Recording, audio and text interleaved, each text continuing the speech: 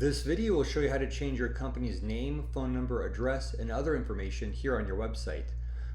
First, when you log into the website, if you scroll down all the way to the very bottom, you'll notice in this footer area, it automatically fills in your company's contact information, including your address and phone number and such.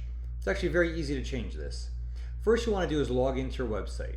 Once you're logged in, you'll notice there's a black bar at the top of the page. We call this the WordPress admin bar. Only you can see this because you're logged in as an admin.